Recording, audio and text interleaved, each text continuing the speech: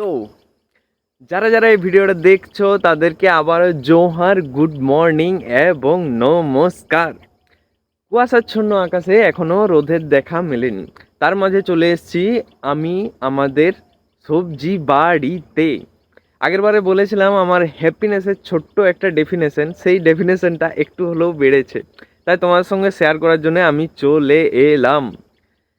তো যেখান থেকে আগের ভিডিওটা শেষ করেছিলাম সেটা হচ্ছে এখানে যে কুমড়ো চারা লাগিয়েছিলাম, সেই চারাগুলো অনেকটাই বড় হয়ে গেছে, ফুল দেওয়া শুরু করে দিচ্ছে। তার পাশের এরিয়াটা প্রায় মানে মাটি দেখা যাচ্ছিল, সেখানে আজ প্রায় সবুজে ঢাকা। সেখানে রসুন চারাগুলো দেখতে পাচ্ছ অনেকটাই বড় হয়ে গেছে। আর তার পাশে বিলাতি, টু বি প্রেসাইজ না কি বলে ইংলিশে, যাই হোক টমেটো। তো টমেটোগুলো ধরতে শুরু করে দিয়েছে।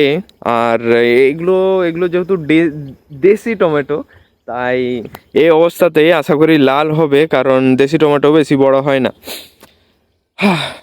তার পাশাপাশি এখানে যে ধনে চারাগুলো লাগিয়েছিলাম, সেই ধনে চারাগুলো খাইয়ে খাইয়ে শেষ হয়ে গেছে, আবার নতুন করে লাগাইতে হবে। আর এখানে হচ্ছে বেগুন গাছের লাইন শেষ হলে ওদিকে দেখতে পাবে বাঁধাকপির লাইন, বাঁধাকপির পাশে হচ্ছে পেঁয়াজের লাইন, পেঁয়াজের মাঝখানে একবার পাঁচ দেওয়া হয়েছিল।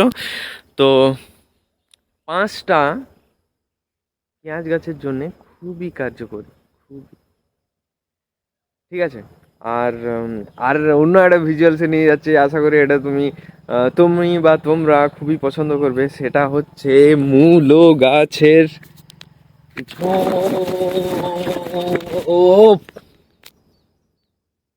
ডেফিনেশনটা বাড়িয়েছে কি বাড়ে নাই, তোমরাই বলো।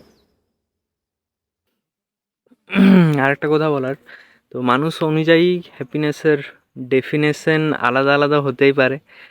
তো আমার ক্ষেত্রে এটাই একটা ছোট্ট হ্যাপিনেসের ডেফিনেশন। এখানে কুমড়া চারা বাদ দিয়েও এদিকটাতে এই যে ছোট ছোট যেগুলো দেখাচ্ছে পেঁয়াজ সাইয়ের মতো, এগুলো পেঁয়াজ সাই নয়, এগুলো বাবা রসুন লাগাইছে, ওদিকে বিলাতি আছে।